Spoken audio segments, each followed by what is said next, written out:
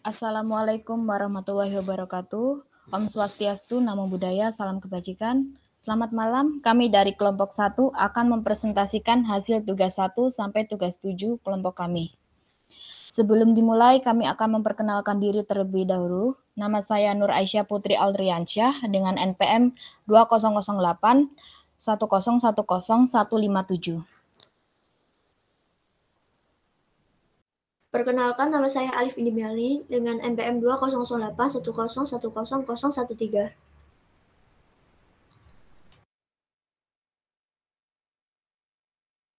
Perkenalkan, nama saya Raffi Aditya Mahendra dengan NPM 2008 1010208.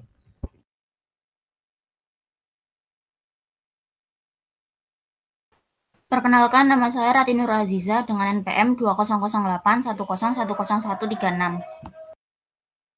Perkenalkan, nama saya Vicky Firdausi dengan NPM 20081010137.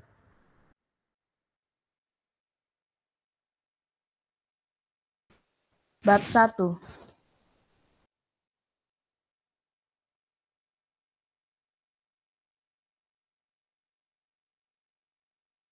Untuk soal nomor 1.1, apa 3 tujuan utama dari sistem operasi? Jawabannya adalah sistem operasi mempunyai 3 fungsi utama, yaitu pertama, sebagai sistem interrupt atau yang gunanya menjalankan dan memprioritaskan perintah dari hardware. Lalu yang kedua, sebagai storage structure, yang fungsinya mengatur memori pada RAM agar dapat memproses program yang akan dijalankan. Dan yang terakhir adalah I/O structure, yang fungsinya mengontrol perangkat luar dan mengatur pertukaran data baik dari luar dan dari register CPU dengan menggunakan bus system dan direct memory access atau DMA dalam menjalankannya agar dapat mentransfer data dalam jumlah banyak dan dapat mencegah terjadinya overload. Berikutnya soal nomor 1.2. Kami telah menekankan perlunya sistem operasi untuk menggunakan perangkat keras komputasi secara efisien. Kapan waktu yang tepat bagi sistem operasi untuk mengabaikan prinsip ini dan membuang sumber daya? Mengapa seperti itu dan sistem tidak benar-benar boros? Jawabannya adalah karena sistem operasi bertujuan untuk mengelola resource yang ada agar program yang dijalankan dapat segera dieksekusi dan dapat mengontrol jalannya program agar tidak terjadi error dan sistem dapat berjalan dengan lebih efisien serta fleksibel dan adil. Jadi sebenarnya tidak ada sumber daya atau sistem yang disia-siakan. Dengan menggunakan beberapa sistem pada komputer itu dapat bekerja dengan baik dan cepat. Sedangkan sistem yang lain tidak akan dibuang atau diabaikan, tetapi akan diletakkan pada posisi standby atau diabaikan sementara, agar fokus komputer dapat memenuhi keinginan pengguna dengan lebih cepat. Lalu selanjutnya yaitu soal nomor 1.3. Apa kesulitan utama yang harus diatasi oleh seorang programmer dalam menulis sistem operasi untuk lingkungan waktu nyata? Jawabannya yaitu, kesulitan utama yang harus diatasi oleh seorang programmer dalam menulis sistem operasi untuk lingkungan waktu nyata yaitu menjaga sistem operasi dalam batasan waktu yang tetap dari sistem waktu nyata. Ketika sistem tidak menyelesaikan tugas dalam waktu tertentu, maka dapat menyebabkan kerusakan pada seluruh sistem yang sedang berjalan. Oleh karena itu, ketika seorang programmer sedang menulis sebuah sistem operasi untuk lingkungan waktu nyata, maka harus memastikan atau yakin bahwa skema penjadwalannya tidak mengizinkan waktu respon untuk melebihi batasan waktu tertentu. Selanjutnya yaitu soal nomor 1.4. Mengingat berbagai definisi sistem operasi, pertimbangkan apakah sistem operasi harus menyertakan aplikasi seperti web browser dan program email. Kemukakan bahwa seharusnya ada dan tidak, dan berikan argumen yang mendukung jawaban Anda. Jawabannya yaitu yang pertama, argumen yang mendukung mengenai sebuah sistem operasi harus terdapat aplikasi di dalamnya, yaitu ketika suatu aplikasi disematkan atau sudah termasuk di dalam suatu sistem operasi, maka aplikasi tersebut akan lebih mampu mengambil manfaat dari fitur yang ada di kernel sehingga memiliki keunggulan kinerja jika dibandingkan dengan aplikasi yang berjalan di luar kernel. Selain itu, sebuah sistem operasi harus terdapat aplikasi yang disematkan di dalamnya seperti web browser dan lain-lain. Karena sistem operasi merupakan sebuah perangkat lunak sistem yang mempermudah interaksi antara hardware atau software dengan pengguna atau user, serta mengelola sumber daya dari software dan hardware. Ketika suatu sistem operasi tidak terdapat aplikasi yang disematkan seperti web browser dan lain-lain, maka sistem operasi tersebut dapat dikatakan kurang karena pengguna harus mencari dan mendownload sendiri aplikasi-aplikasi yang dibutuhkan oleh pengguna tersebut. Lalu selanjutnya ada argumen yang menentang mengenai menyematkan atau memasukkan aplikasi ke dalam sistem operasi, yaitu sebuah aplikasi bukan merupakan bagian dari sistem operasi dan aplikasi yang disematkan tersebut dapat memperlambat kinerja dari sebuah sistem operasi.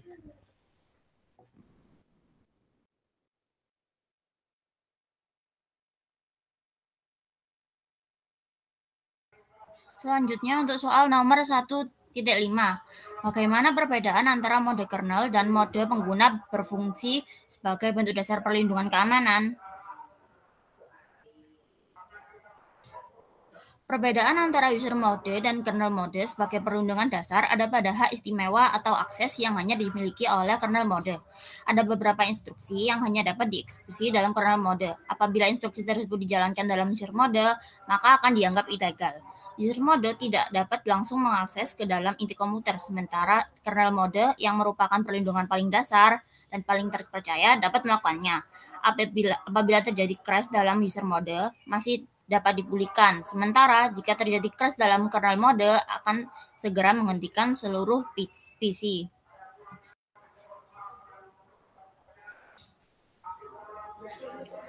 Soal nomor 1.6. Manakah dari instruksi berikut yang harus diistimewakan? A. Tetapkan nilai pengatur waktu. B. Baca jam. C. Ingatkan yang jelas. D. Mengeluarkan instruksi perangkap. E. Matikan interupsi. F. Ubah entry dalam tabel status perangkat. G. Beralih dari pengguna ke mode kernel. H. Akses perangkat I.O.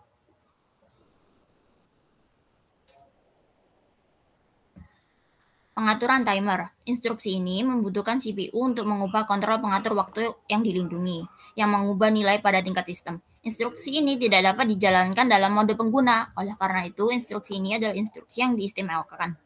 Membaca timer. Pengguna hanya dapat membaca waktu tanpa mengubah waktu. Jadi instruksi ini dapat dijalankan dalam mode pengguna. Oleh karena itu, instruksi ini adalah instruksi yang tidak diistimewakan. Menghapus memori. Instruksi ini dapat membahayakan sistem operasi dan aplikasi lain dengan memanipulasi nilai pada tingkat sistem. Itu tidak dapat dijalankan dalam mode pengguna. Oleh karena itu, instruksi ini adalah instruksi yang diistimewakan. Membuat instruksi jebakan. Pada mode kernel, instruksi jebakan yang dibuat pengguna tidak terlihat. Oleh karena itu, instruksi ini adalah instruksi yang tidak diistimewakan. Menonaktifkan sistem interupsi. Instruksi ini juga dapat membahayakan sistem jika disalahgunakan. Oleh karena itu, instruksi ini adalah instruksi yang diistimewakan. Pergantian kernel mode ke user mode. Mode kernel memiliki akses ke seluruh sistem. Jadi, perpindahan dari kernel mode ke user mode adalah hal yang wajar. Instruksi ini merupakan instruksi yang tidak diistimewakan. Pergantian user mode ke kernel mode. Instruksi ini memungkinkan pengguna untuk melihat semua data yang ada di sistem. Oleh karena itu, instruksi ini adalah instruksi yang diistimewakan. Mengakses perangkat I.O. Instruksi ini merupakan instruksi yang diistimewakan karena jika instruksi I.O. dipercayakan kepada pengguna, maka dapat penyalahgunaannya seperti dengan menganjurkan data disk penting.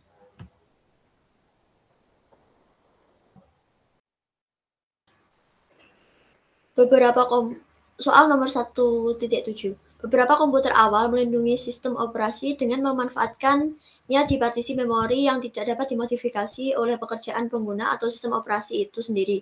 Jelaskan dua kesulitan yang menurut Anda dapat muncul dengan skema seperti itu.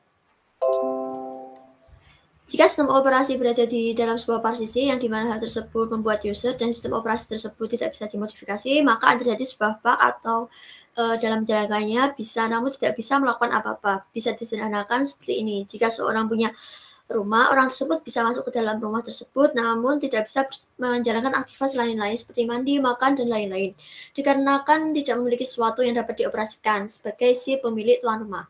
Sama halnya dengan contoh tersebut, seperti sebuah aplikasi, maka aplikasi tersebut bisa berjalan namun tidak dapat melakukan fungsi sebagaimana yang diinginkan oleh user, sehingga hanya bisa membuka tanpa bisa menjalankan sebagaimana seharusnya aplikasi tersebut berjalan. Soal nomor 1.8. Beberapa CPO menyediakan lebih dari 2 mode operasi. Apa 2 kemungkinan penggunaan beberapa mode ini? Nah, sistem operasi, di dalam komputer tersebut itu, dalam komputer terdapat 2 sistem mode, yaitu mode pengguna dan juga mode kernel. Contohnya itu dari perjalanan kedua mode tersebut adalah di mana ketika boot time, maka hardware akan bertugas di dalam mode kernel. Setelah sistem operasi mulai dijalankan, maka akan dilanjutkan oleh mode pengguna. Dan ketika trap atau terjadi sebuah insiden, hardware akan langsung dialihkan kemudian ke dalam mode pengguna menjadi mode kernel, yaitu berubah menjadi bit 0, dan selanjutnya akan kembali lagi ke dalam mode pengguna. Jika sistem operasi bisa mengendalikan pemrosesan dan pengontrolan komputer, dalam artian di sini state akan berubah dari 0 menjadi bit 1, dan jika ada CPU yang memiliki lebih dari 2 mode tersebut, mungkin bisa saja optimalisasi dari pengerjaan data dan beberapa partikel dalam komputer bisa lebih cepat dan efisien, karena pasti dia akan lebih canggih dan sudah bisa lebih dari 2 mode tersebut. Soal nomor 1.9. Timer dapat digunakan untuk menghitung waktu saat ini. Berikan deskripsi singkat tentang bagaimana hal ini dapat dicapai. Jawabannya, dalam komputer, timer dapat diatur untuk menginterupsi komputer dalam periode waktu tertentu. Sistem operasi mengatur counter atau penghitung waktu. Setiap kali jam berdetak, maka waktu akan berkurang, dan ketika counter mencapai 0, maka akan menghasilkan interupsi. Semisal, counter atau penghitung waktu 10 bit dengan 1 jam milidetik dapat menghasilkan interupsi saat interval 1 milidetik hingga 1,06024 milidetik dalam langkah 1 milidetik. Hal ini dilakukan agar user tidak terjebak dalam infinity loop, yang mana dapat membuat program memerlukan banyak waktu untuk menjalankan program dan menghentikan layanan akses program. Soal nomor 1.11. Bedakan antara model client-server dan peer-to-peer dari sistem terdistribusi.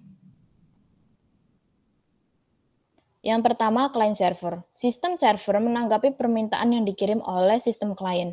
Bentuk pendistribusian ini dinamakan client-server. Komputer server sistem menyediakan interface di mana klien dapat mengirim permintaan, contohnya database. Server akan mengirimkan database sebagai respon tanggapan. File serve system menyediakan interface di mana klien dapat menyimpan dan mengambil file, contohnya web server. Isi file tersebut bervariatif. Yang kedua, peer-to-peer. Bentuk lain dari sistem terdistribusi adalah peer-to-peer atau P2P. Dalam P2P tidak adanya perbedaan dalam klien dan server.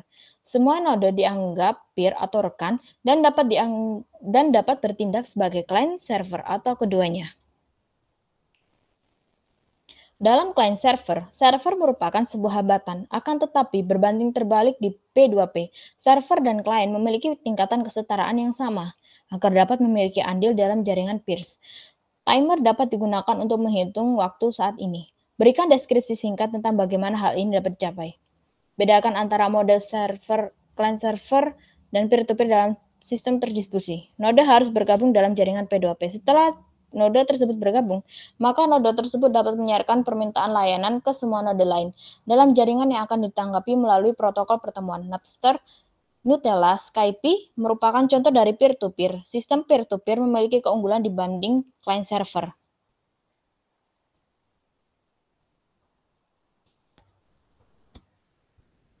Bab 2. Soal 2.1. Apa tujuan dari panggilan sistem atau system call? Jawabannya, Dalam menjalankan komputer, dibutuhkan suatu jembatan komunikasi yang menghubungkan antara user dengan sistem operasi.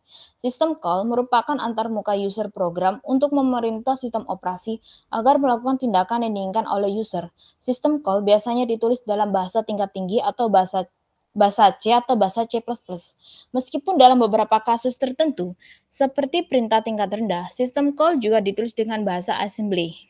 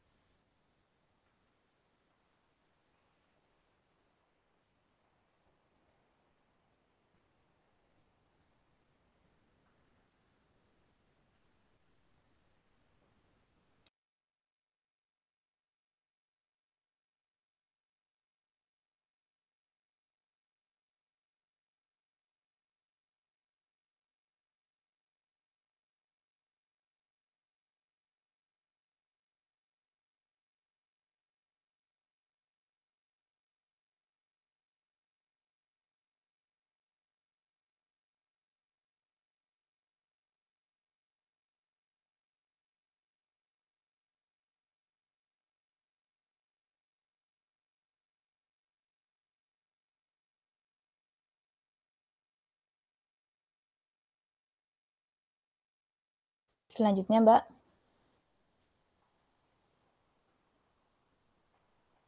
Soal nomor 2.2. Apa tujuan dari command interpreter? Kenapa biasanya terpisah dari kernel?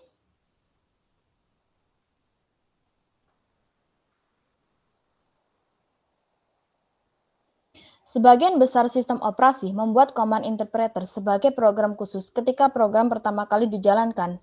Command interpreter merupakan antarmuka user yang dapat digunakan oleh user program untuk memanggil sistem call.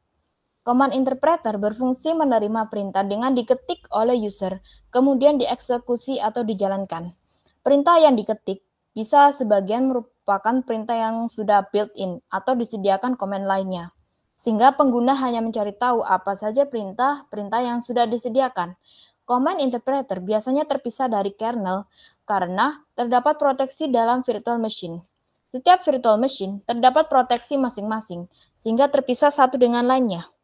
Ada beberapa sistem operasi yang menggabungkan command interpreter dalam kernel seperti MS-DOS dan Unix.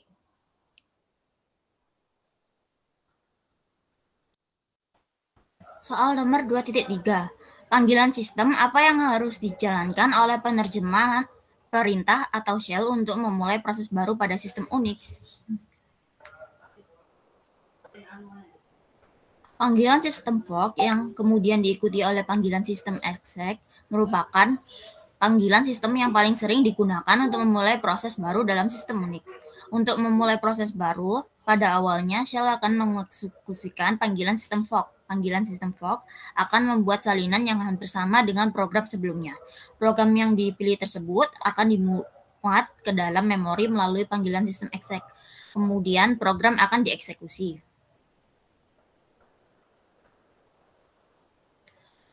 Soal nomor 2.4. Apa tujuan dari program sistem?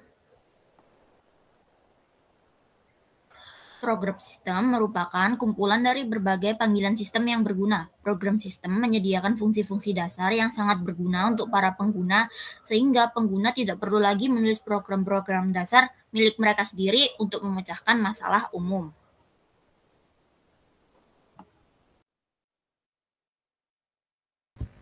Selanjutnya yaitu soal nomor 2.5.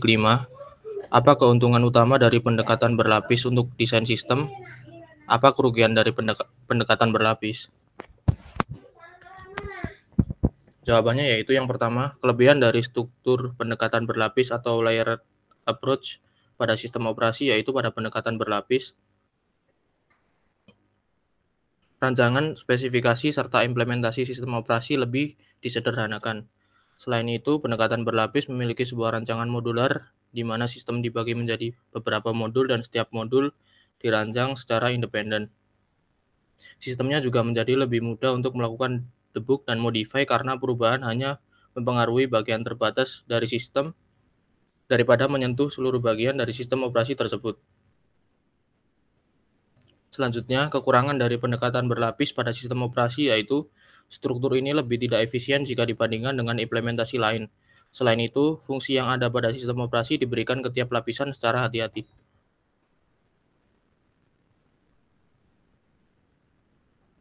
Selanjutnya, soal nomor 2.6 yaitu sebutkan 5 layanan yang disediakan oleh sistem operasi dan jelaskan bagaimana masing-masing. Yang pertama yaitu layanan eksekusi program atau program execution. Layanan eksekusi program pada sistem operasi berfungsi agar dapat memudahkan proses kerja yaitu dengan melakukan load ke memori serta menjalankannya. Sistem operasi memanggil atau meload konten maupun bagian dari sebuah file ke dalam memori dan memulai eksekusinya. Selanjutnya yaitu layanan operasi input atau output atau I/O operation. Layanan operasi input atau output berfungsi sebagai ketika program sedang dijalankan, maka dibutuhkan sebuah proses input atau output baik berupa file maupun peralatan dari input atau output tersebut. Pada layanan ini, sistem operasi berfungsi sebagai pengontrol karena tidak bisa secara langsung dilakukan oleh pengguna atau user yang dikarenakan aspek keamanan serta efisiensi. Selanjutnya yaitu layanan manipulasi sistem file atau file system manipulation. Layanan manipulasi sistem file berfungsi untuk membaca, menulis, membuat, dan menghapus file atau berkas. Sebuah sistem operasi harus dapat menjalankan fungsi-fungsi tersebut. Ada banyak detail dalam membuat, menghapus, mengalokasi, dan memberi nama sebuah berkas yang tidak harus dilakukan oleh user atau pengguna. Selanjutnya yaitu layanan komunikasi atau communication. Layanan komunikasi berfungsi untuk melakukan pertukaran informasi. Hal tersebut dilakukan melalui proses dalam komputer yang terhubung dengan sistem jaringan.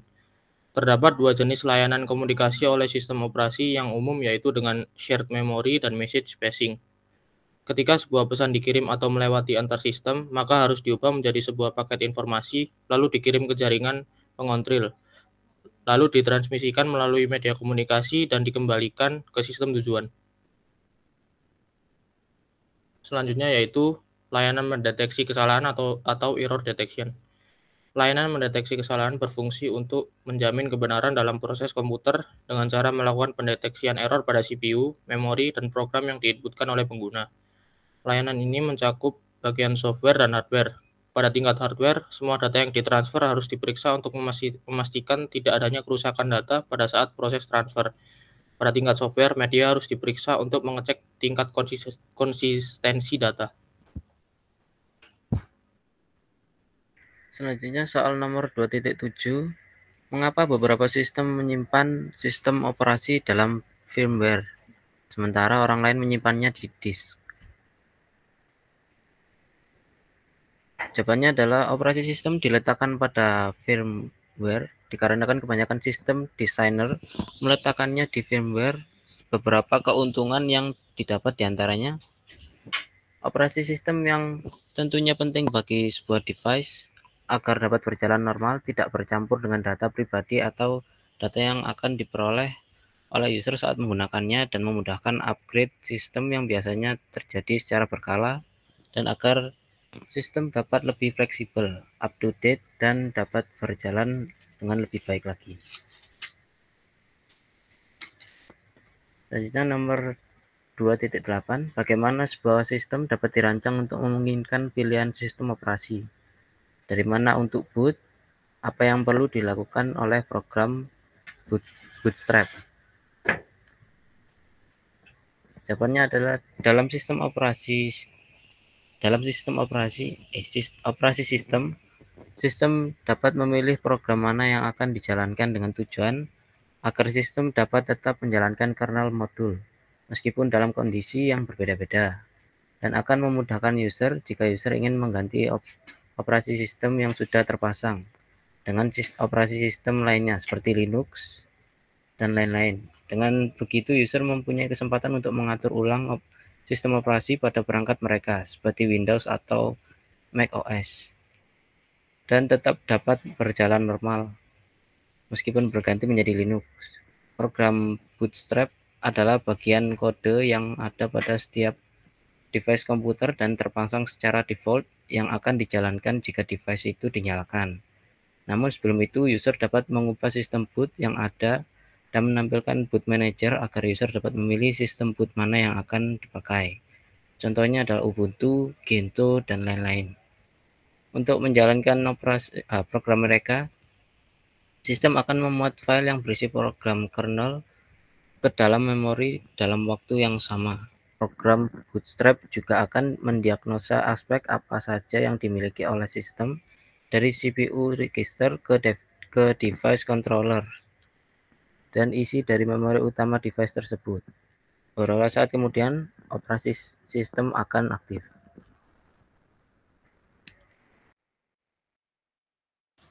Apa keuntungan menggunakan mode kernel yang dapat dimuat? Mode kernel yang dapat dibuat bisa membuat beberapa situasi menjadi lebih aman karena user bisa memilih model yang diketahuinya sesuai dengan kebutuhan dan dapat melibatkan user sendiri sebagai bagian dari kernel. Dapat mengaktifkan dukungan dev atau menumpukannya sesuai dengan Office compiler sehingga baik untuk sistem keamanan. Hal tersebut sekarang menjadi sebagian distro yang dapat dilakukan secara default. Juga dapat mempercepat kinerja PICP, dan yang terakhir adalah dapat menonaktifkan pilihan tanpa perlu menurunkan jejak kernel.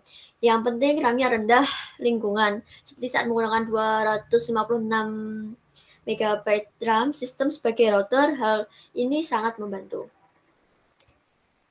Jelaskan persamaan dan perbedaan sistem Android dan iOS. Untuk persamaan Android dan iOS, yaitu yang pertama adalah sama-sama memiliki fitur yang sama seperti penangkap layar, melebarkan layar, dan memiliki pesan panggilan dan lain sebagainya. Yang kedua adalah sama-sama membutuhkan user yang pintar. Dapat diketahui bahwa Android dan iOS kan sistem operasi yang bekerja dalam sebuah alat yang dinamakan gadget. Nah, gadget sendiri merupakan porsi besar yang dimana kita itu harus bisa menggunakannya itu sesuai dengan fungsinya. Nah, untuk menggunakan sesuai dengan fungsinya, maka harus dibutuhkan orang-orang yang pintar menggunakannya. Terus ada perbedaan Android dan iOS. Perbedaannya adalah memiliki kegunaan yang berbeda pada sebuah sistem yang berbeda. Maksudnya itu mereka itu memiliki pasarannya masing-masing dalam menghasilkan produk dengan kegunaannya. Untuk iOS sendiri digunakan untuk produk smartphone yang berasal dari perusahaan Apple, dan untuk Android sendiri digunakan oleh perusahaan yang bisa digunakan untuk berbeda-beda perusahaan. Itu. Lalu ada penggunaan aplikasi pada masing-masing sistem operasi. Nah, untuk Android dan iOS ini ada beberapa penggunaan aplikasi yang dimana kalau di Android itu gratis dan di iOS itu harus membayar.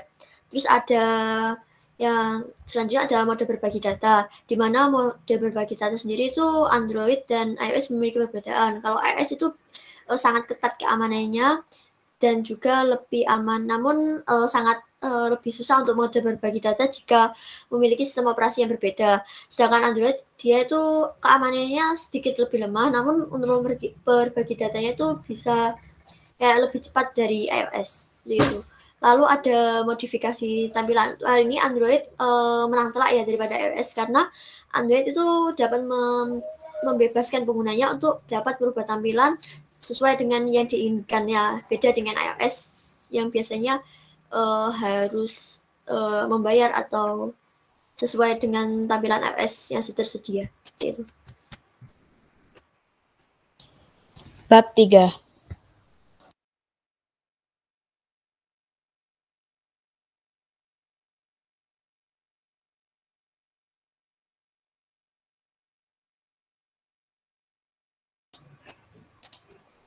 Soal 3.1.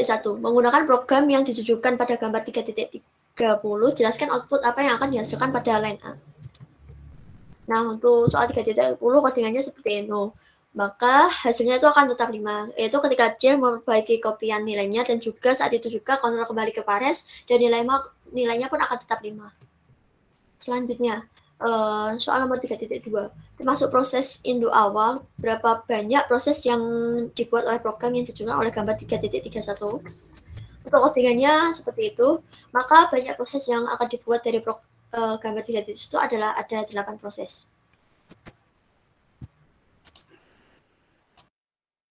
Selanjutnya yaitu soal nomor 3.3. Versi asli sistem operasi iOS seluler Apple tidak menyediakan sarana pemrosesan bersamaan. Diskusikan 3 komplikasi utama yang ditambahkan oleh pemrosesan bersamaan ke sistem operasi. Yang pertama yaitu CPU scheduler harus mengetahui perbedaan proses bersamaan atau concurrent proses dan harus memilih algoritma yang sesuai di mana algoritma tersebut menjadwalkan proses-proses bersamaan atau concurrent proses. Yang kedua yaitu proses bersamaan atau concurrent proses perlu untuk saling berhubungan.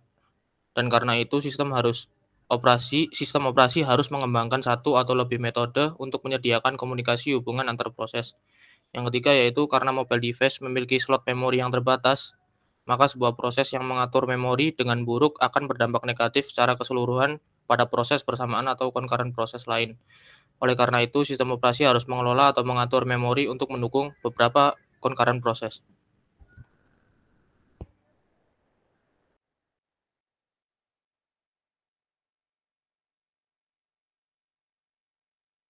Soal nomor 3.4. Beberapa sistem komputer menyediakan beberapa set register. Jelaskan apa yang terjadi ketika saklar konteks terjadi jika konteks baru sudah dimuat ke salah satu set register. Apa yang terjadi jika konteks baru ada di memori daripada di set register dan semua set register ada di menggunakan.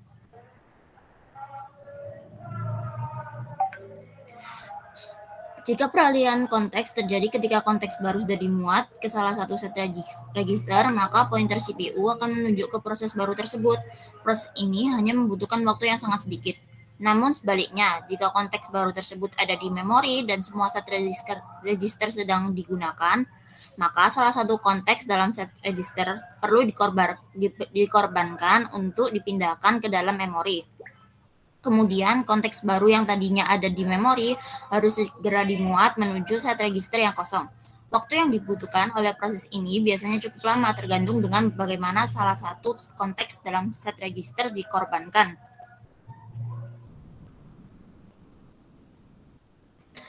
Soal nomor 3.5. Ketika sebuah proses membuat proses baru menggunakan operasi fork, manakah dari status berikut yang dibagi antara proses induk dan proses anak? A. Stack, B. heap, C. segmen memori bersama. Ketika proses baru dibuat oleh suatu proses menggunakan operasi fork, bagian yang sama antara proses induk dan proses anak yang baru dibuat adalah segmen memori bersama atau shared memory segment. Selain itu, untuk proses anak yang baru, stack dan heap juga perlu dibuat baru. Selanjutnya soal nomor 3.6. Pertimbangkan semantik tepat sekali sehubungan dengan mekanisme RPC. Apakah algoritma untuk menerapkan semantik ini dijalankan dengan benar meskipun pesan ACK yang dikirim kembali ke klien hilang karena masalah jaringan? Jelaskan urutan pesan dan diskusikan apakah tepat sekali masih dipertahankan. Jawabannya adalah semantik exactly once merupakan semantik yang yang gunanya untuk memastikan bahwa RPC atau remote procedure call akan diproses banyak sekali saja atau once. Algoritma ini bertujuan untuk memastikan bahwa skema ACK atau acknowledgement akan dijalankan dengan stempel waktu atau kode lain yang berfungsi sebagai pembeda dan agar server dapat membedakan mereka dari duplicate message. Urutan pesan atau step by step semantik ini bekerja ialah pertama, klien mengirim RPC atau timestamp ke server, dan klien juga akan mengaktifkan timeout clock. Lalu dari proses tadi akan terjadi salah satu dari dua kemungkinan berikut. Kemungkinan pertama, klien akan menerima ACK dari server yang menandakan RPC sudah terlaksana. Atau kemungkinan kedua, proses akan timeout, dan itu menandakan bahwa server tidak dapat melakukan RPC. Jadi klien akan melakukan RPC lagi dan mengirim timestamp. Terdapat dua mengapa klien tidak bisa menerima ACK dari server, yaitu yang pertama, server tidak menerima RPC dari klien, yang kedua, RPC berhasil diterima dan dilaksanakan atau dijalankan oleh server, tetapi ACK yang dikirim hilang, Dalam kondisi seperti ini, guna ACK adalah penanda server sudah menerima permintaan dan menjalankan RPC. Dan jika server menerima RPC duplikat, server akan menggunakan timestamp untuk mengidentifikasi apakah permintaan RPC ini hasil duplikat dan tidak akan melakukan RPC untuk kedua kalinya. Jadi ACK adalah pesan penting kepada klien yang menandakan bahwa RPC sudah berhasil dilaksanakan atau dijalankan. Selanjutnya yaitu soal nomor 3.7. Asumsikan bahwa sistem terdistribusi rentan terhadap kegagalan server. Mekanisme apa yang diperlukan untuk menjamin semantik tepat sekali untuk eksekusi RPC? Suatu server harus terus melacak dalam penyimpanan stabil seperti disk log informasi mengenai operasi-operasi RPC apa yang diterima, apakah mereka berhasil melakukan dan hasilnya terkait dengan operasi. Ketika sebuah server mengalami crash dan sebuah pesan RPC diterima, maka server dapat memeriksa apakah RPC telah dilakukan sebelumnya dan karena itu menjamin semantic exactly once untuk eksekusi dari RPCs.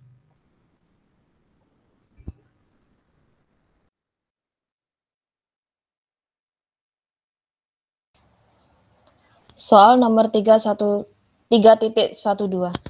Jelaskan tindakan yang diambil oleh kernel untuk beralih konteks antar proses. Jawabannya, sistem operasi mengubah tugas inti CPU dan menjalankan rutin kernel. Sistem perlu menyimpan konteks saat ini dari proses yang berjalan pada CPU agar konteks tersebut dapat dipulihkan saat pemrosesan selesai. Mengganti CPU ke proses yang memerlukan penyimpanan status proses dan memulihkan status proses yang berbeda dikenal sebagai konteks switching.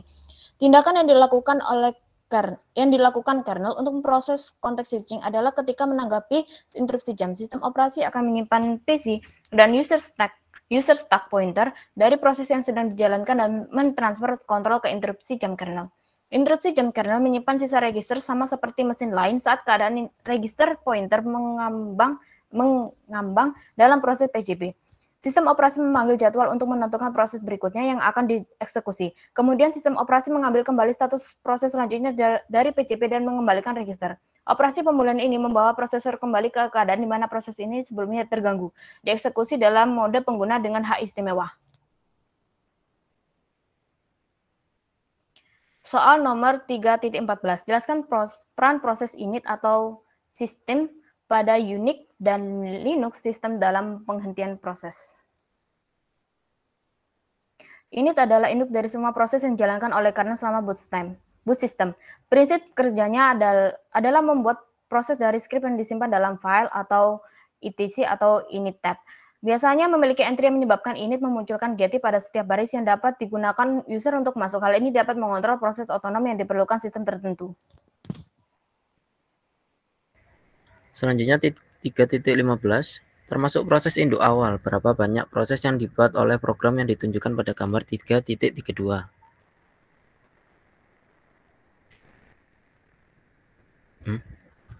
Jawabannya adalah fungsi fork merupakan fungsi untuk membuat proses baru di Unix. Dengan memanggil fork sistem akan menjalankan setiap perintah dengan alamat yang berbeda. Jadi sistem dapat melakukan beberapa perintah secara bersamaan. Fork bisa dibilang adalah clone tetapi juga berbeda. Jadi pada figur 3.32 dengan adanya fungsi fork telah terjadi sebanyak 16 proses yang terjadi dikarenakan fungsi fork akan mengadakan setiap perintah yang diminta. Dengan mengulang sebanyak 4 kali maka hasil perintah tersebut berakhir dengan 16 kali proses.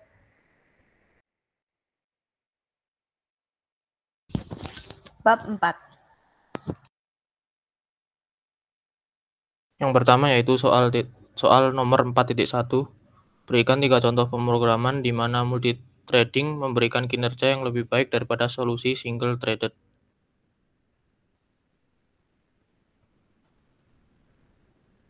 Yang pertama yaitu sebuah server web yang melayani setiap permintaan yang ada pada thread terpisah. Yang kedua yaitu sebuah aplikasi paralel seperti perkalian matriks di mana bagian yang berbeda dari matriks dapat bekerja secara paralel.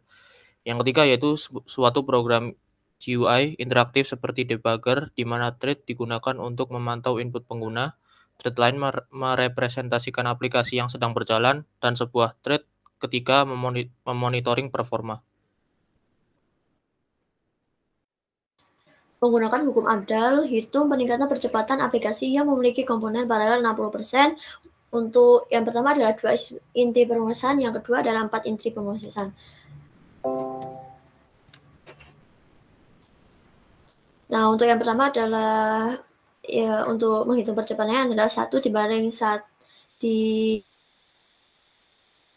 F ditambah F per S, lalu dimasukkan 1 dibagi 1 dikurangi 0,6 ditambah 0,6 dibagi 12, lalu 1 dibagi 0,4 ditambah 0,3, lalu 1 dibagi 0,7 dan hasilnya adalah 1,42857.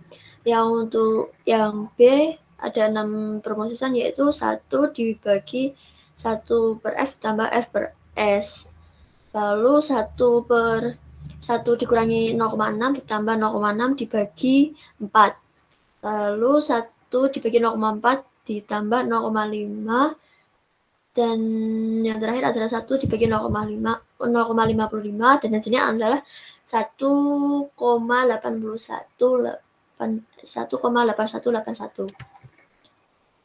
4.3. Apakah server web multi-thread yang dijelaskan pada bagian 4.1 menunjukkan tugas atau paralelisme data, termasuk dalam paralelisme data dikarenakan terdapat area multidimensi yang digunakan untuk perulangan bersarang akan mendapatkan hasil, sehingga dapat mengatur ulang algoritma agar dapat dilaksanakan secara paralel. Program tersebut akan mengolah basis data menggunakan paralel yang berlaku pada pemrograman multiprosesor atau multikomputer. Soal nomor 4.4. Apa dua perbedaan antara user level thread dan kernel level thread? Dalam keadaan apa jenis tersebut lebih baik dibandingkan lainnya? User level thread. User thread merupakan thread yang tidak disadari oleh kernel dan berjalan tanpa dukungan dari kernel. Keunggulan user level thread lebih cepat dalam melakukan switch, akan tetapi pada saat melakukan multi-thread, user level tidak dapat memanfaatkan multiprocessing. Kernel level thread. Kernel thread didukung dan dikelola oleh sistem operasi seperti Windows, Mac OS, Linux. Keunggulan kernel level thread dapat dijalankan pada prosesor yang berbeda secara bersamaan, tetapi kernel level lebih lambat dalam melakukan switch dibandingkan user level thread. Selanjutnya soal nomor 4.5, yaitu jelaskan tindakan yang diambil oleh kernel untuk beralih konteks antara kernel level menang. Pengalihan konteks antara thread kernel biasanya butuh menyimpan nilai dari register CPU dari thread yang sedang diganti dan mengembalikan register CPU thread baru yang sudah direncanakan. Kecepatan pengalihan ini bermacam-macam bergantung pada tiap mesin. Hal yang mempengaruhi variasi kecepatan pengalihan tersebut yaitu kecepatan memori, jumlah register yang dikopi, serta keberadaan instruksi khusus. Namun kecepatan pengalihan ini umumnya sekitar 1 sampai 1000 mikrodetik.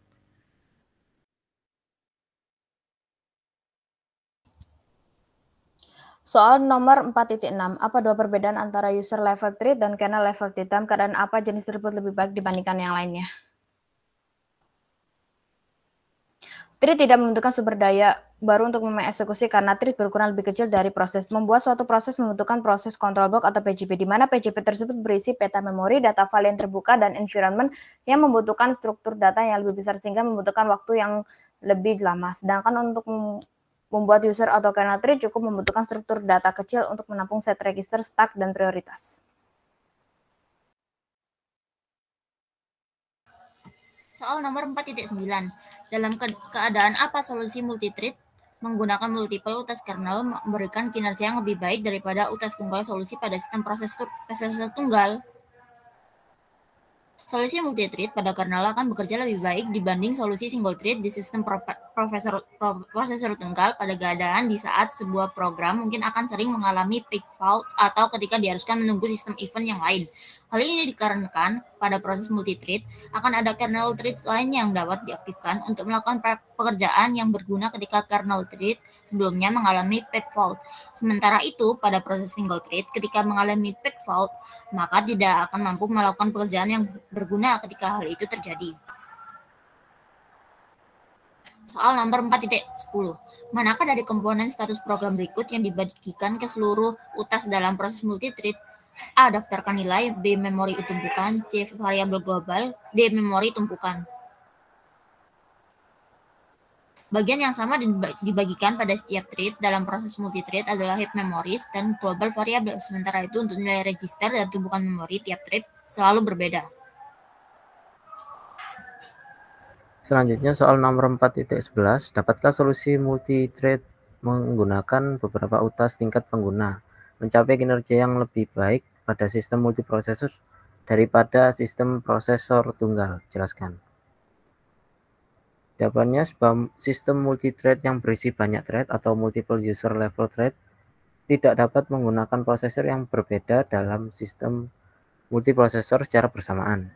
Sistem operasi tidak akan menjalankan thread yang berbeda pada prosesor lainnya, karena ia hanya bisa melakukan satu proses dalam satu waktu. Jadi jawabannya adalah multi-thread yang dimaksud tidak akan menghasilkan kinerja yang lebih baik, karena sistem operasi hanya akan menjalankan satu proses dalam satu waktu.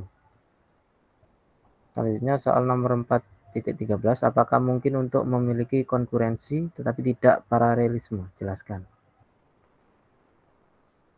Jawabannya adalah konkurensi merupakan situasi di mana dua task atau thread yang berbeda dijalankan dalam waktu yang bersamaan atau tumpang tindih, tetapi bukan berarti mereka dijalankan pada waktu yang sama. Sedangkan paralelisme merupakan situasi di mana dua atau lebih task dijalankan pada waktu yang bersamaan, yang berarti dua atau lebih task atau thread ini dijalankan secara serentak dan bersamaan dalam satu waktu. Jadi dalam sistem operasi terkadang untuk menyelesaikan sebuah task, dua metode ini dibutuhkan dan di lain waktu hanya satu yang dibutuhkan oleh sistem operasi ini. Oleh karena itu konkurensi dan paralelisme dapat terjadi beberapa kali dan terjadi penggantian penggunaan yang terjadi secara cepat, dan ya, memilih konkurensi tetapi tidak dengan paralelisme itu mungkin terjadi.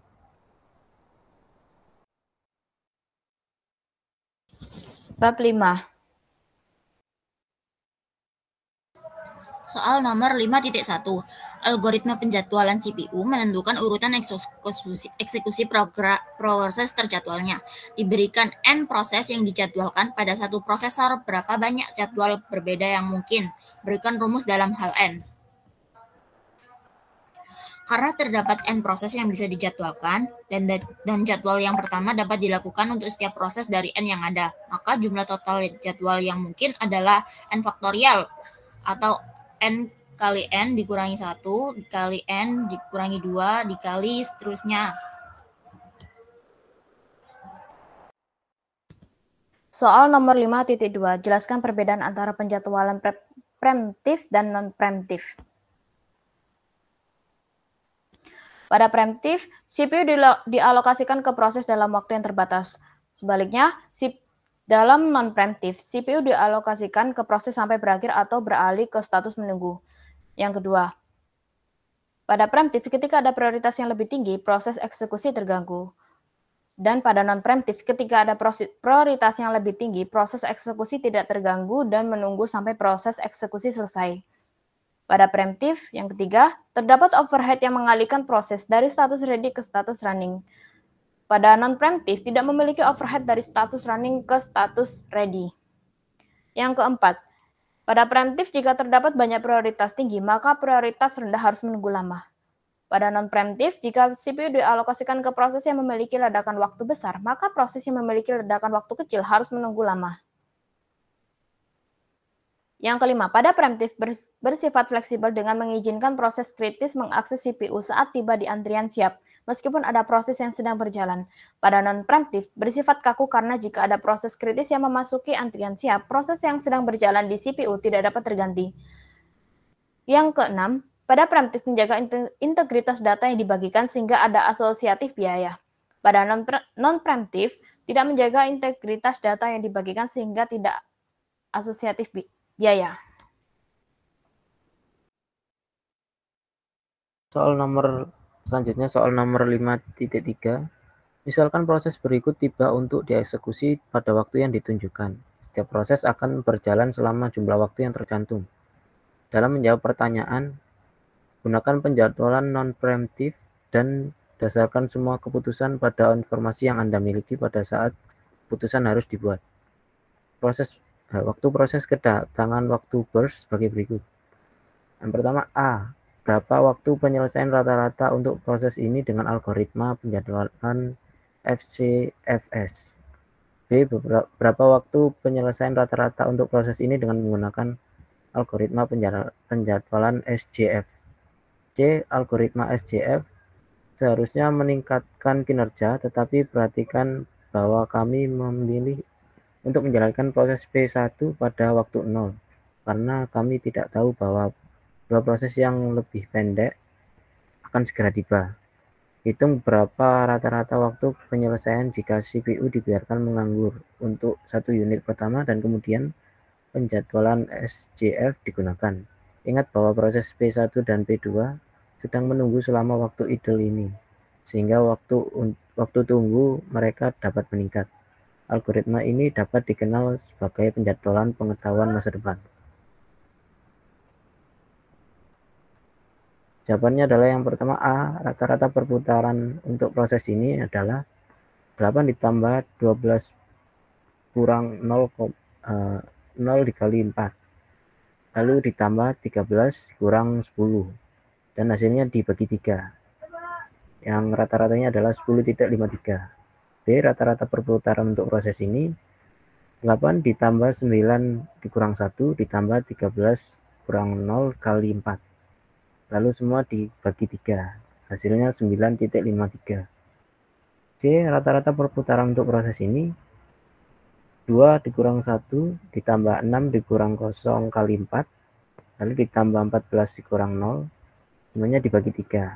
Hasilnya adalah 6,87.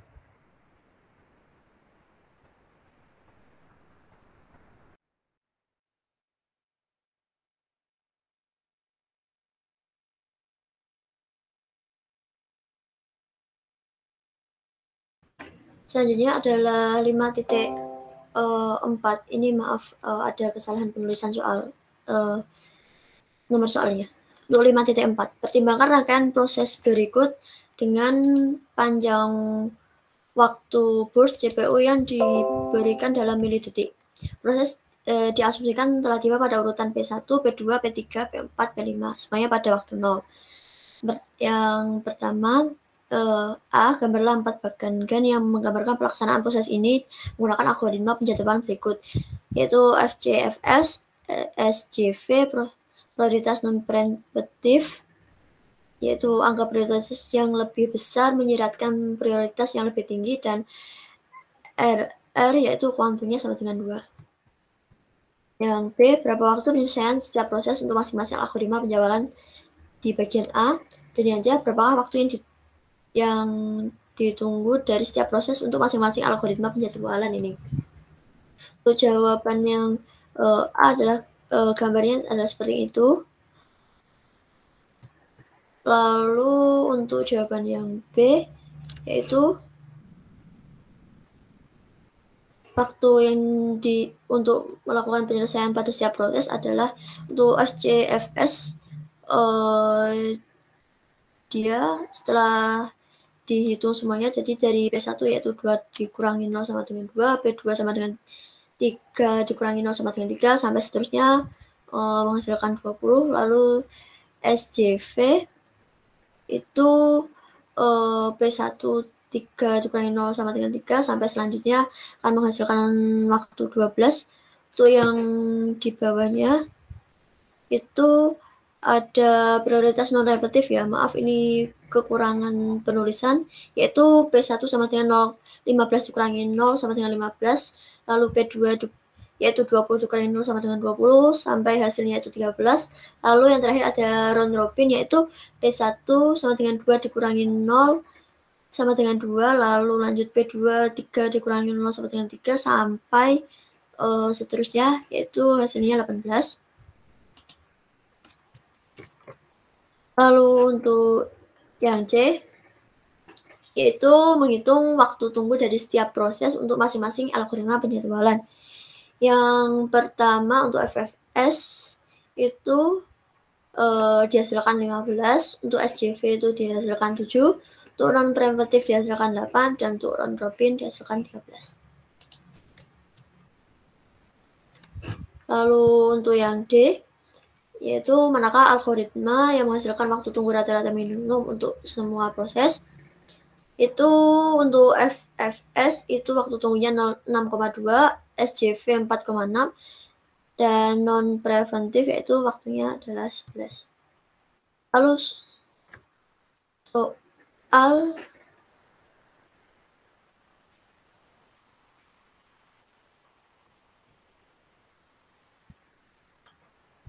selanjutnya yaitu soal nomor 5.6.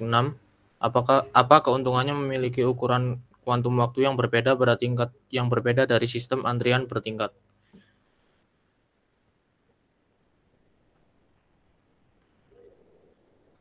Proses yang membutuhkan proses service lebih sering seperti proses interaktif yaitu editor dapat berada dalam antrian dengan sebuah small time quantum. Proses yang tidak diperlukan untuk melakukan service dengan sering bisa berada di antrian dengan sebuah larger quantum, membutuhkan tombol konteks yang lebih sedikit untuk menyelesaikan suatu proses. Hal tersebut membuat penggunaan komputer lebih efisien. Selanjutnya soal nomor 5.7, banyak algoritma penjadwalan CPU yang diparameterisasi. Misalnya algoritma RR membutuhkan parameter untuk menunjukkan irisan waktu. Antrian umpan balik bertingkat memerlukan parameter untuk menentukan jumlah antrian. Algoritma penjadwalan untuk setiap antrian, kriteria yang digunakan untuk memindahkan proses antar antrian, dan sebagainya. Dengan demikian, algoritma ini benar-benar kumpulan algoritma. Misalnya himpunan algoritma RR untuk semua irisan waktu, dan seterusnya. Satu set algoritma dapat menyertakan yang lain, misalnya algoritma FCFS adalah algoritma RR dengan kuantum waktu tak terhingga. Apa jika ada hubungan antar pasangan set algoritma berikut? A. Prioritas dan SJV, B. Antrian umpan balik bertingkat dan FCFS, C. Prioritas dan FCFS, D. RR dan SJF. Jawabannya untuk A, priority dan SJF adalah tugas terpendek memiliki prioritas tertinggi. B, multi-level feedback dan FCFS. Level MLFQ atau multi-level feedback Q terendah adalah FCFS. C, priority dan FCFS. FCFS memberikan prioritas tertinggi pada tugas terpanggang yang telah ada. D, RR dan SJF tidak ada hubungannya.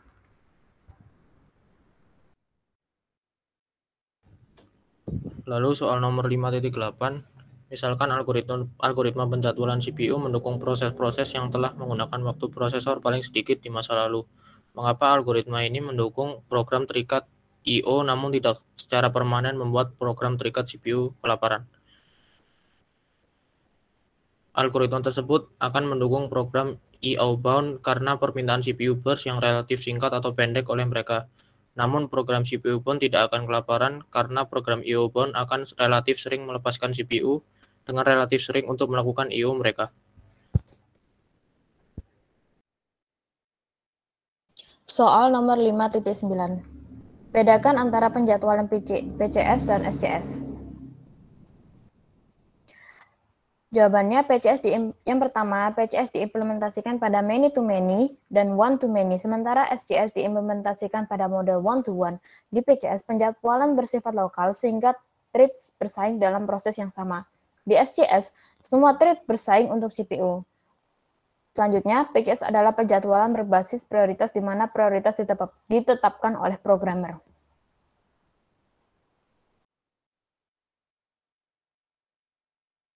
Soal nomor 5.10. Penjadwal Unix tradisional memberlakukan hubungan terbalik antara nomor prioritas dan prioritas. Semakin tinggi angkanya, semakin rendah prioritasnya. Penjadwal menghitung ulang prioritas proses sekali per detik menggunakan fungsi berikut. Prioritas sama dengan penggunaan CPU baru-baru ini dibagi 2 dikurangi basis, di mana basis sama dengan 60 dan penggunaan CPU terbaru mengacu pada nilai yang menunjukkan seberapa sering suatu proses telah menggunakan CPU sejak prioritas terakhir dihitung ulang. Asumsikan bahwa penggunaan CPU baru-baru ini untuk proses P1 adalah 40, untuk proses P2 adalah 18, dan untuk proses P3 adalah 10. Apa prioritas baru untuk ketiga proses ini ketika prioritas dihitung ulang? Berdasarkan informasi ini, apakah penjadwal Unix tradisional menaikkan atau menurunkan prioritas relatif dari proses terikat CPU? Melalui rumus yang diberi, maka perhitungan proses untuk tiap prosesnya adalah P1. 40 dibagi 2 ditambah 60 sama dengan 80. P2, 18 dibagi 2 ditambah 60 sama dengan 69. P3, 10 dibagi 2 ditambah 60 sama dengan 65. Jadi, berdasarkan perhitungan di atas, maka urutan prioritas tiap proses adalah 80, 69, dan 65. Penjadwal pada Unix menurunkan prioritas relatif proses CPU bound.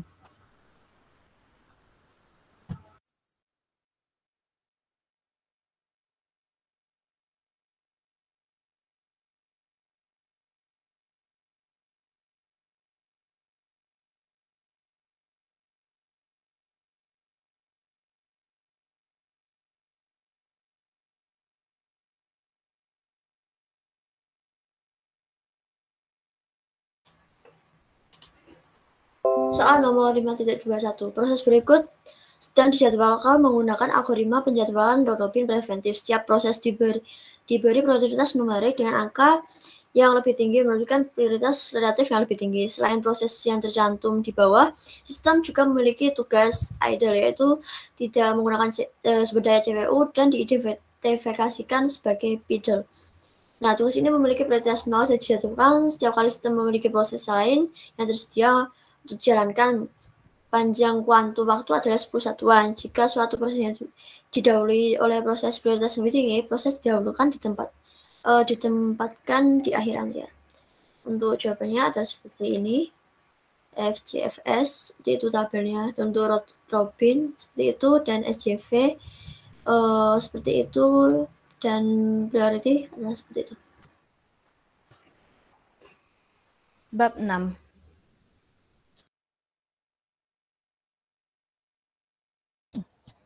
Soal 6.1. Sebutkan 3 contoh deadlock yang tidak berhubungan dengan lingkungan sistem komputer. Yang pertama, 2 aliran air dalam satu sungai yang berasal dari hulu yang berbeda. Yang kedua, seseorang yang sedang naik eskalator dan ada orang lain yang sedang turun eskalator dalam satu eskalator yang sama. Yang ketiga, 2 pesilat yang sedang menendang kaki satu sama lain saat pertandingan.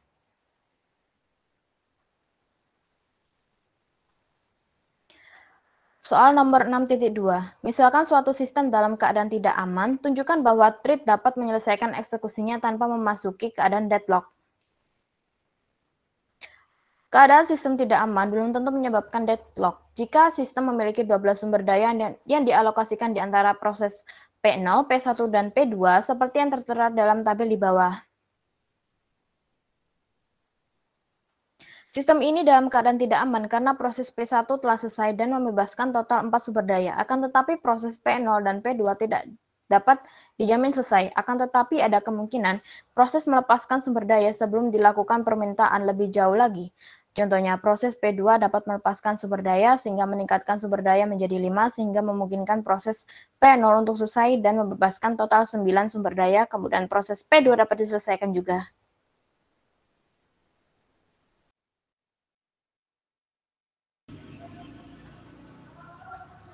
Soal nomor 6.4.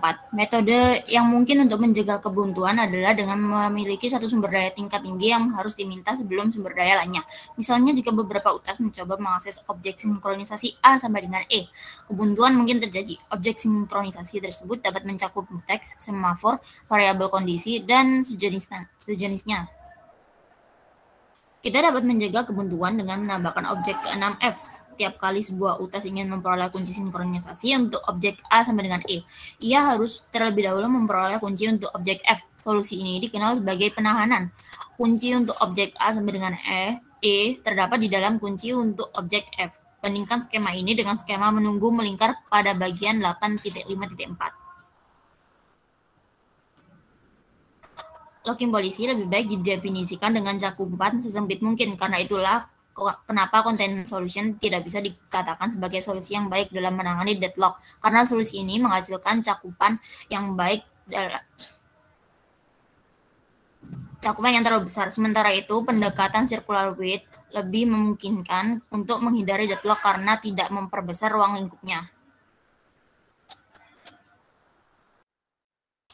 Buktikan bahwa algoritma keamanan yang disajikan dalam bagian 8.6.3 memerlukan orde operasi M dikali N pangkat 2. Jawaban dari 6.5 yaitu implementasi algoritma keamanan dari algoritma Bunker adalah seperti ini untuk kodenya, dan dapat dilihat dari loop luar bersalam yaitu N memberikan N2 kinerja. Lalu di dalam lingkaran tersebut yang luar terdapat dua loop yang berurutan yaitu M, sehingga besar algoritmanya adalah D dikali M dikali N2.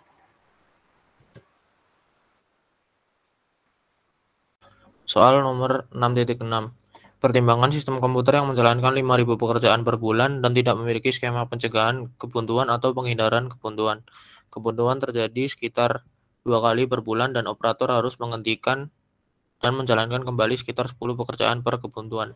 Setiap pekerjaan bernilai sekitar $2 dalam waktu CPU, dan pekerjaan yang dihentikan cenderung sekitar setengahnya selesai ketika dibatalkan.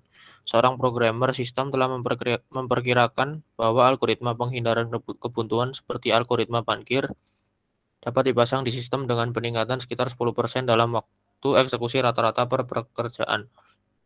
Karena mesin saat ini memiliki 30% waktu idle, 5.000 pekerjaan per bulan masih dapat dijalankan, meskipun waktu penyelesaian akan meningkat rata-rata sekitar 20%. A. Apa argumen untuk menginstal algoritma penghindaran kebuntuan? B. Apa argumen yang menentang pemasangan algoritma penghindaran kebuntuan? Yang pertama yaitu argumen yang mendukung untuk memasang the deadlock avoidance algorithm, yaitu bahwa kita dapat memastikan stuck tidak akan terjadi. Selain itu, meskipun waktu pengembalian meningkat, semua 5.000 pekerjaan masih dapat berjalan. Yang selanjutnya yaitu argumen yang menentang pemasangan the deadlock avoidance algorithm, yaitu meningkatkan waktu total eksekusi untuk proses. Meningkatkan biaya total sebagai waktu total untuk eksekusi proses meningkat sebesar 10%. Proses ini membutuhkan waktu lebih lama untuk selesai karena meningkatnya waktu putaran sebesar 20%. Ini menghasilkan biaya atas eksekusi terhadap setiap proses pemutusan. Antara argumen yang mendukung dan menentang deadlock control membutuhkan sebuah pemeriksaan biaya yang terlibat. Argumen lain yang menentang yaitu karena deadlock jarang terjadi dan membutuhkan biaya yang sedikit ketika mereka terjadi.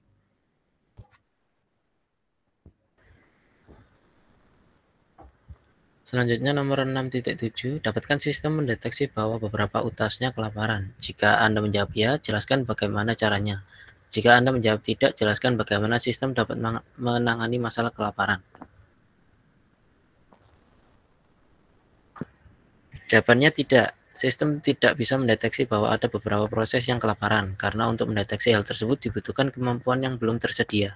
Tetapi kelaparan ini dapat dicegah atau diminimalisir dengan penuaan proses, yang artinya memelihara hitungan mundur atau rollback pada setiap proses dan memasukkan hal ini sebagai faktor biaya dalam pemilihan proses untuk victim dalam preemption atau rollback.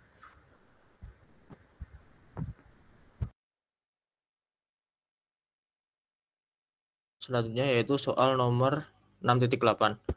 Pertimbangkan kebijakan alokasi sumber daya berikut. Permintaan dan pelepasan sumber daya diperbolehkan setiap saat.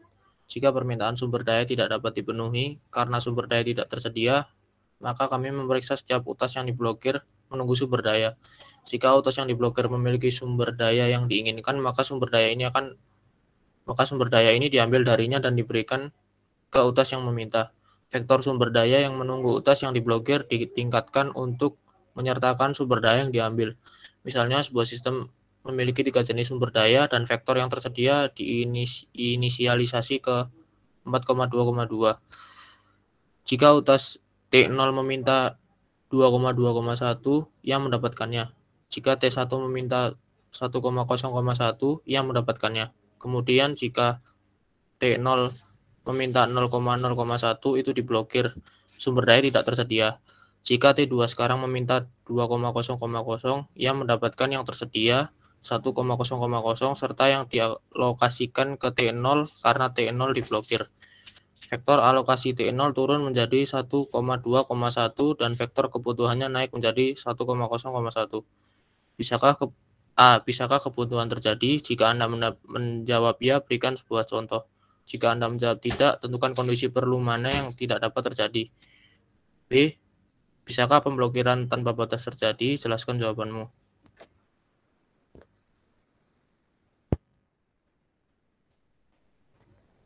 Yang A yaitu deadlock tidak dapat terjadi karena terdapat preemption atau pendahuluan.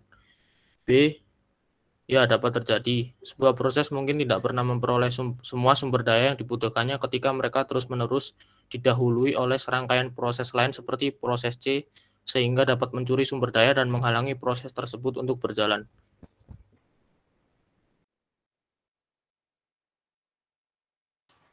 Soal nomor 6.9. Pertimbangkan snapshot sistem berikut. Dengan menggunakan algoritma Bankir, tentukan apakah masing-masing status berikut tidak aman atau tidak. Jika dalam keadaan aman, ilustrasikan urutan di mana utas dapat diselesaikan. Jika tidak, ilustrasikan mengapa keadaan tidak aman. Untuk yang pertama adalah tersedia, yaitu 0,3,01. Lalu ada yang tersedia juga, yaitu 1,0,0,2.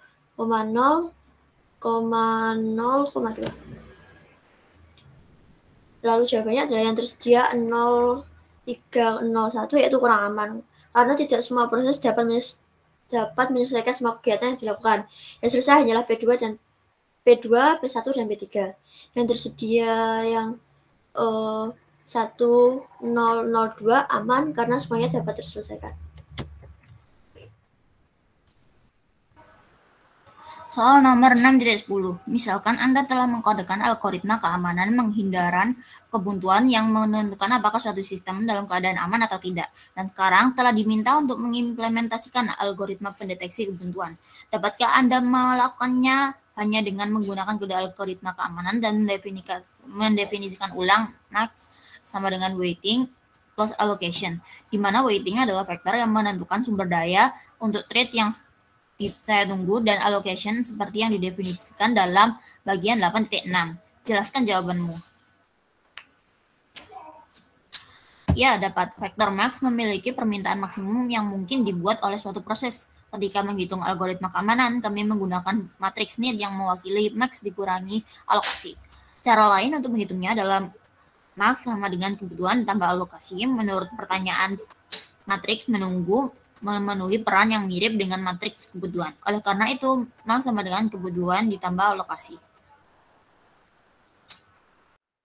Selanjutnya nomor 6.11. Apakah mungkin terjadi kebuntuan yang hanya melibatkan satu proses utas tunggal? Jelaskan jawabanmu. Jawabannya adalah tidak. Kebuntuan tidak akan terjadi karena tidak memungkinkan untuk memiliki circular wait di saat hanya mempunyai satu atau single thread proses. Karena tidak ada proses selanjutnya yang dibutuhkan untuk membentuk circle proses. Proses tidak dapat menampung satu resource dan menerima resource lain untuk dijalankan di saat yang bersamaan. Jadi sistem hanya bisa memegang satu proses saja. Oleh karena itu, kebuntuan yang hanya melibatkan satu thread proses tidak akan pernah terjadi.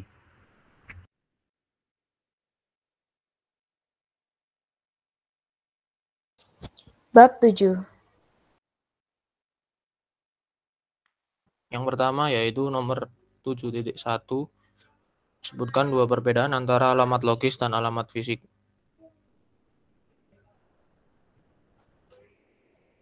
Yang pertama yaitu ruang logical address merupakan himpunan semua logical address yang dihasilkan oleh CPU untuk suatu program.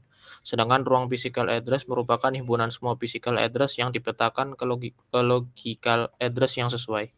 Yang kedua yaitu logical address dihasilkan oleh CPU dan diterjemahkan ke dalam sebuah physical address oleh MMU pada saat program sedang berjalan. Sedangkan physical address dihasilkan oleh Memory Management Unit atau MMU.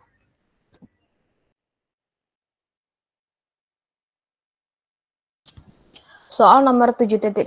Mengapa ukuran halaman selalu pangkat 2? Dalam sistem operasi, ukuran halaman ditentukan oleh perangkat keras.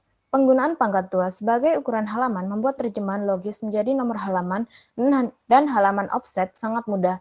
Alasan lain pemilihan pangkat 2 sebagai ukuran halaman karena paling efisien agar dapat memecah alamat menjadi bit halaman X dan bit offset Y, daripada melakukan operasi aritmatika pada alamat untuk menghitung nomor halaman dan offset, sebab setiap posisi bit mewakili pangkat 2, sehingga pemisahan alamat di antara bit menghasilkan ukuran halaman yang merupakan pangkat 2.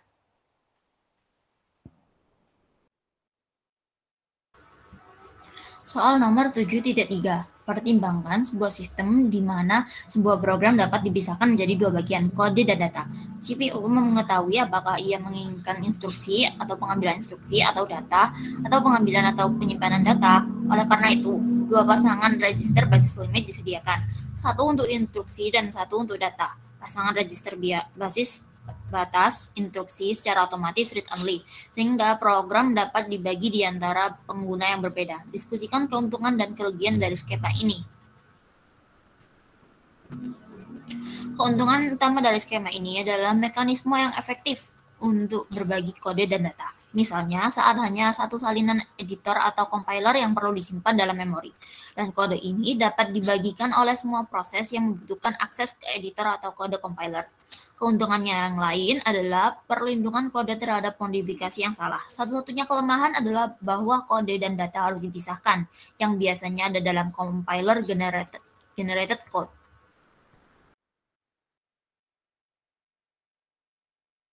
Selanjutnya yaitu soal nomor 7.4. Pertimbangan ruang alamat logis 64 halaman masing-masing 1024 kata dipetakan ke memori fisik 32 frame.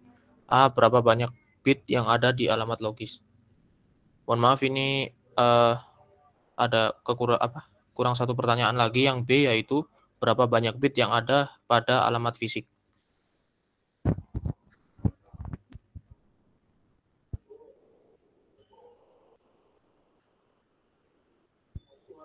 Yang pertama yaitu logical memory ya, sama dengan 64 halaman sama dengan 2/6 halaman.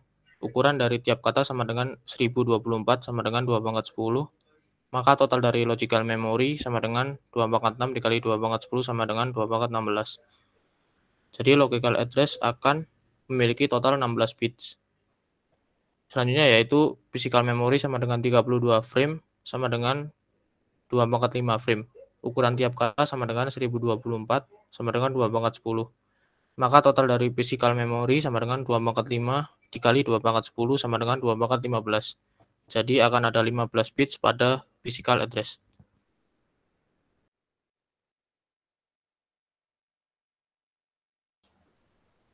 Mohon maaf sebelumnya ada kesalahan. Soal nomor 7.5. Apa pengaruh dua entry dalam tabel halaman menuju ke bingkai halaman yang sama di memori? Jelaskan bagaimana efek ini dapat digunakan untuk mengurangi jumlah waktu yang dibutuhkan untuk menyalin memori dalam jumlah besar dari satu tempat ke tempat lain. Apa pengaruh memperbarui beberapa byte pada suatu halaman di halaman lain? Jawabannya adalah keuntungan membiarkan dua entry dalam tabel halaman menuju ke bingkai halaman yang sama di memori adalah kemungkinan berbagi kode dan data user. Pada sistem Linux biasa, sebagian besar pengguna memerlukan libc library standar. Salah satu pilihannya adalah meminta setiap proses membuat salinan libc-nya sendiri ke dalam ruang alamatnya. Jika suatu sistem memiliki 40 proses pengguna dan library libc adalah 2 MB, ini akan membutuhkan 80 MB penyimpanan. Namun jika kode tersebut adalah read run kode, di mana kode dapat dimodifikasi oleh multi pengguna sehingga 2 atau lebih proses dapat mengeksekusi kode yang sama pada waktu yang sama.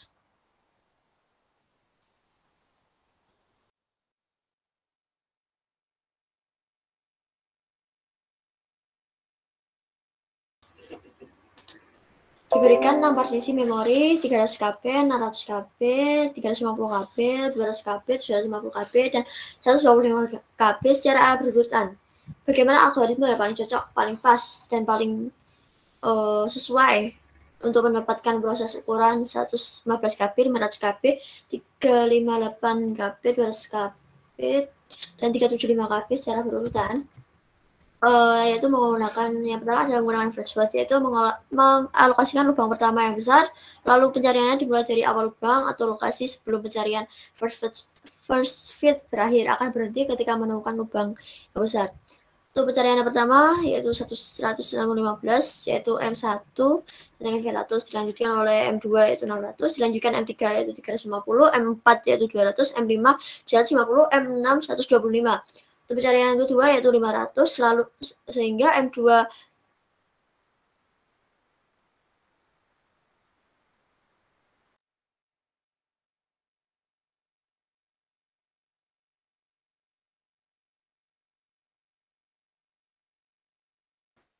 itu M1 5, M2-nya 100, M3-nya 150, M4-nya 200, M5-nya 392, dan M6-nya ada 125. Lalu metode kedua yaitu menggunakan best fit, yaitu mengalokasikan lubang kecil yang lumayan besar, lalu proses mencari semua daftar kecuali berdasarkan ukuran dan akan menghasilkan lubang sisa terkecil. Untuk proses yang pertama ialah di mana pencarian pertama yaitu 115 sehingga M1 sama dengan 300, M2 sama dengan 600, M3 sama dengan 350, M4 sama dengan 200, M5 sama dengan 750, M6 125 sampai ke pencarian kelima yaitu pencarian kelima 375 sehingga M1 itu 300, M2 itu 100, M3 350, M4 200 itu M5 392 dan M6 adalah 10.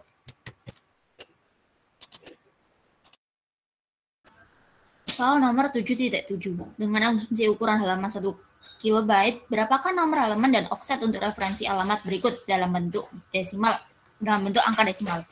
A. 3085, B. 42.095, C. 215.201, D. 650.000, E. 2.000.001.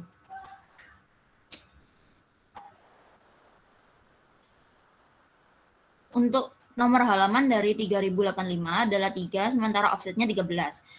Untuk nomor halaman dari 42.095 adalah 41 dan offsetnya 111. Untuk nomor halaman dari 215.201 adalah 210 dan offsetnya 161. Untuk nomor halaman dari 650.000 adalah 634 dan offsetnya 784. Sementara nomor halaman dari 2.000.001 adalah 512 dengan offset 1.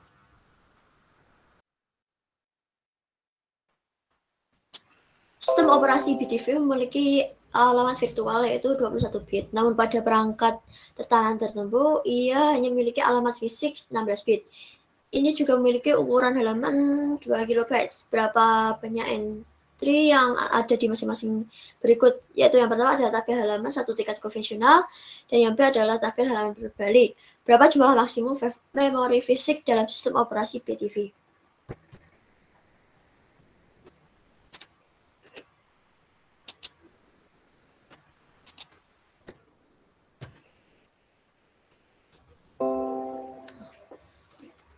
Nah, untuk jawaban yang A, yaitu tabel halaman satu tingkat konvensional, yaitu tabel halaman satu tingkat ini memiliki jumlah bit sekitar 20. Syaratnya adalah ukuran 4 KB, karena soal ditulis 2 KB, sehingga jumlah bitnya adalah 10 dan akan didapatkan 2/10, yaitu 1024 entries.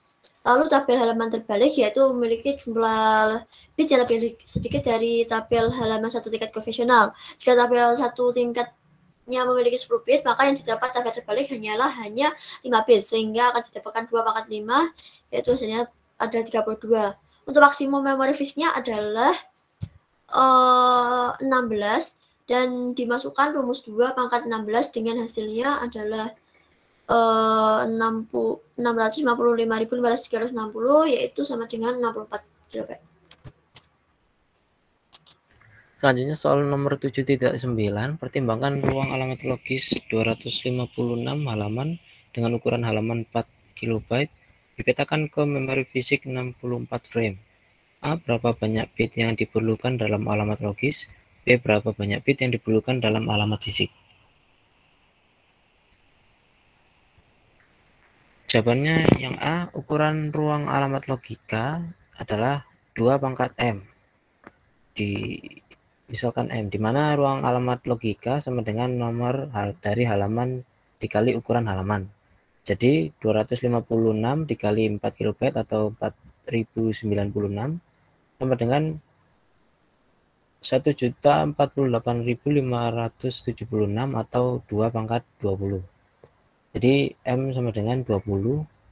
Jadi dibutuhkan 20 bit untuk alamat logika. Yang B, ukuran bit pada alamat fisik misalkan N, maka ukuran ruang alamat fisik sama dengan 2 pangkat N, di mana nomor dari frame dikali ukuran frame. Jadi 64 dikali 4 KB atau 4096 sama dengan 4 pangkat 6 dikali 2 pangkat 12 sama dengan 2 pangkat 18 atau N sama dengan 18. Jadi dibutuhkan 18 bit untuk alamat fisiknya. Lalu soal nomor 7.10, pertimbangkan sistem komputer dengan alamat logis 32 bit dan ukuran halaman 4 KB. Sistem mendukung hingga 512 MB memori fisik. Berapa banyak entry yang ada di masing-masing berikut? A. Tabel halaman satu tingkat konvensional. B. Tabel halaman terbalik. Jawabannya yang A, banyak entry dalam tabel halaman satu tingkat konvensional, yaitu 2 pangkat 11 lebih kecil dari 4000 lebih kecil dari 2 pangkat 12. Maka dibutuhkan 12 dari 32 bit dari alamat logika untuk dijadikan sebagai offset. Jadi kita mempunyai 32 dikurang 12 atau 20 bit tersisa untuk halaman tabel. Maka 2 pangkat 20 atau sama dengan 1.048.576 entry yang dibutuhkan. Yang B, banyak entry dalam tabel halaman terbalik. Jadi besar ruang alamat fisik sama dengan nomor dari frame dikali ukuran frame, dan ukuran frame sama dengan ukuran tabel. Di dalam tabel halaman inverted atau terbalik, nomor dari frame dikali 2 pangkat 12. Jadi nomor dari frame sama dengan 2 pangkat 29 dibagi 2 pangkat 12 sama dengan 2 pangkat 17 atau 131.072 dibagi 1024 atau 128 entry.